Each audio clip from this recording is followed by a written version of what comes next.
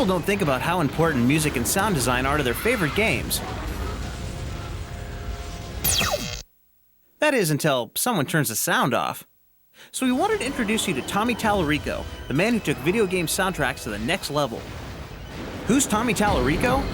He's got one of the coolest jobs around. You'll probably recognize him as the host of the long-running Electric Playground and the brand new Judgment Day on the G4 network. We asked Tommy how he arrived at his game sound guru celebrity status. My whole life, all I ever wanted to do was write music. And I've been playing piano since the time I was 3 years old. And my second love was always video games, but I never, ever imagined ever putting the two together. When I turned 21, I put all my stuff in my car and I drove out to California. No job, no money, nothing. The very first person I talked to happened to be a producer, and he said, "Hey, why don't you come down to Virgin? We're starting this new company and we're hiring people to be games testers." So I was in California 3 days, and I was in the video game industry.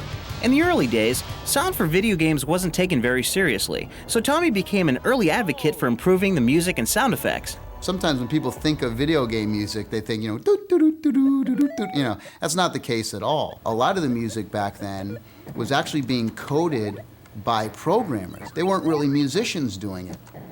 At the time, the Genesis had one little sample chip that it would use, and people back then would use it one time. But what I did, which was kind of unique at the time, was I would use that sample channel constantly for guitar hits and people singing, or horn hits, or an orchestral hit. So when people would hear it, they'd be like, "Whoa, what's going on here?"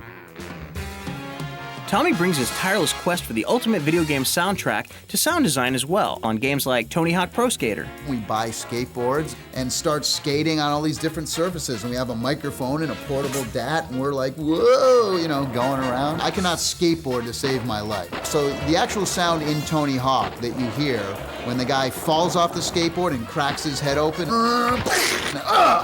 that's me falling off, cracking my head. I think I still have the scar on my arm. Where is it?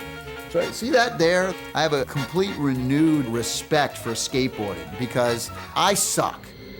Tommy hopes to encourage the entire game audio community to continue to expand the frontiers for music and sound by creating a site for both industry experts and novices alike to share, innovate, and network. Recently, I founded a nonprofit organization called the Game Audio Network Guild, or GANG. All of the game audio guys got together and said, we want to form a community to promote excellence in interactive audio. Because in our industry, not only do we have to deal with creative issues, but we also have to deal with technical issues and business issues. But underneath all that, Tommy reminds us that it's just plain fun. So for all of you who want to land a job like his, he has this advice for you.